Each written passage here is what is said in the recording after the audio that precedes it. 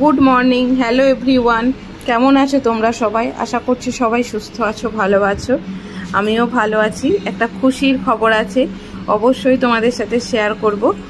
But ঠোঁটটা জটঠোঁটো হয়েছে, মানে ঘা ঘা টাইপের হয়েছে হালকা একটু, সেই জন্য একটু খারাপ লাগছে। নাহলে একটা খুশির খবর আছে, অবশ্যই তোমাদের সাথে শেয়ার করব। বললাম তো, প্রতিদিনের মতো আজকেও রান্নাঘরে এসে গেছি। খুব ছোট্ট একটা ভিডিও, ছোট্ট একটা ব্লগ তোমাদের সাথে শেয়ার করব।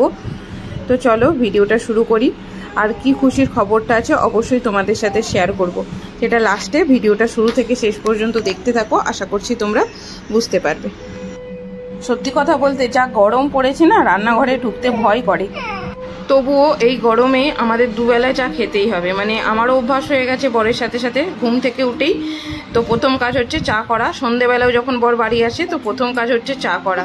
তো চাটা শেষ হয়ে গেছে, তো চা আর চায়ের কোটোয় চা ঢেলে নিচ্ছি, তার সাথে সাথে বিস্কুটও শেষ হয়ে গেছিলো, তো বিস্কুটটাও ঢেলে নিচ্ছি। তো চাটা খেয়ে নেবো, তারপরে জল খাওয়ারের জন্য আজকে আলু চচ্চড়ি করবো। তো আলু চচ্চড়ি মুড়ি খাবো। আগে কি হতো, যখন আমি অফিস যেতাম তখন রেগুলার জলখার বেলা রুটি খেতাম, আবার রাতেও রুটি খেতাম। কিন্তু এখন জলখার বেলার প্রতিদিনই বেশিরভাগ মুড়ি খাওয়া হয়। তো রুটি যখন খেতাম তখন বরবটি আলু ভাজা, ভেন্ডি আলু ভাজা বা ভাতের যে তরকারিটা করতাম সেটা দিয়েই রুটি খেয়ে নিতাম। কিন্তু এখন মুড়ি খাওয়ার জন্য প্রতিদিন আলাদা করে আলু চচ্চড়ি করতে হয়। মোছামুছি সব কমপ্লিট হয়ে গেছে, তাই না? পাপা মুছে দিয়েছে, মোছামুছি সব পরিষ্কার, সবজি কাটাও হয়ে গেছে। চলো কি রান্না করব দেখাচ্ছি। আলুর চচ্চড়ি করা হয়ে গেছে, এখন বরকে মুড়ি দিয়ে দিচ্ছি। অনেকে আবার সাদা আলু চচ্চড়ি পছন্দ করে, অনেকে হলুদ দিতে পছন্দ করে। আমি বিয়ের আগে সবসময় সাদা আলু চচ্চড়ি করতাম, মানে আমাদের বাড়িতে সেটাই চলতো। কিন্তু আমার বর আবার সাদাটা পছন্দ করে না, তো সেই জন্য আমি হলুদ দিতে হয়। এটাই তো হয় আমাদের সাথে, তাই না? বিয়ের পর মানে শ্বশুরবাড়ির পছন্দটাই নিজের পছন্দ করে নিতে হয়। তো অনেক দিন পরে আজকে ফুলকপি দিয়ে, আলু দিয়ে, ডিম দিয়ে তরকারি করা হবে, আর তার সাথে ভেন্ডির ঝাল করা হবে পেঁয়াজ দিয়ে। তো ভেন্ডির ঝালটা আমার বর খেতে খুব ভালোবাসে, তো তাই জন্য প্রায় দিনই একদিন ছাড়া ছাড়া আমায় করতে বলে, আর আমিও খেতে ভালোবাসি। তো এই জন্য ভেন্ডির ঝালটা করতেই হয়। আর ভাত বসিয়ে দিয়েছি, দেখো দুবেলার একসাথেই চাল নিয়ে নিয়েছি।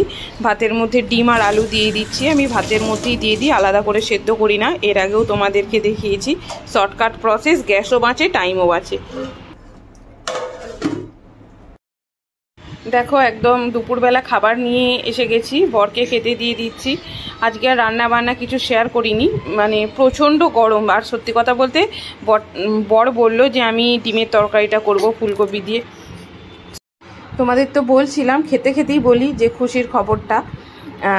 আমার ঘরে একটা নতুন জিনিস আসছে আমার সংসারে, তো সেটাই তোমাদের সাথে শেয়ার করব। যেদিন আসবে সেদিন তো অবশ্যই শেয়ার করব, দেখাবো কি কিনেছি, কি আসছে। অর্ডার দেওয়া আছে, তো আসবে হচ্ছে রবিবার 28 তারিখ। তো সেই দিন অবশ্যই শেয়ার করব, তার আগে একটা ভিডিও বানিয়ে রাখলাম। আসলে এত পরিমাণে গরম পড়েছে, মানে কিছু ভালো লাগছে না। সমস্ত সবজি নষ্ট হয়ে যাচ্ছে, মানে শুকিয়ে যাচ্ছে, একদিনের বেশি দুদিন মানে থাকছে না। আর প্রতিদিন তো আর বাজার করা সম্ভব হয় না, আর প্রতিদিন বাজার যাওয়ার টাইমও পাই না আমার বর। আর আমার পক্ষেও সেটা সম্ভব নয় যে নিচে নেমে বাজার করে আনবো একা মেয়েকে সঙ্গে করে নিয়ে। তো সেই জন্যই, যাতে সমস্ত কিছু দিক থেকে ভালো থাকে, সেই জন্য একটা নতুন জিনিস নিয়ে আসছি। আশা করছি তোমরা আমার কথাটা শুনে বুঝতেই পেরে গেছো। বাট তোমরা যদি কেউ বুঝতে পেরে থাকো তাহলে অবশ্যই আমায় কমেন্ট করে জানিও যে কি কেনা হচ্ছে, ঠিক আছে?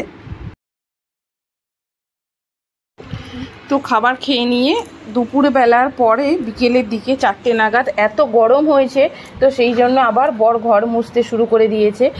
তো বরই ঘরটা মুছে দিচ্ছে, মানে ঘর মোছা হয়ে গেছে, শুধু গরম হয়ে গেছে বলে মেঝেটা ঠান্ডা করার জন্য একদম জল ছিটিয়ে ছিটিয়ে, মানে যাতে জল থাকে অনেকক্ষণ ধরে, ঠান্ডা হয়, সেই জন্য ঘর মোছা হচ্ছে, যা হয় টপ ফ্লোরে বাড়ি হলে, ঘর হলে।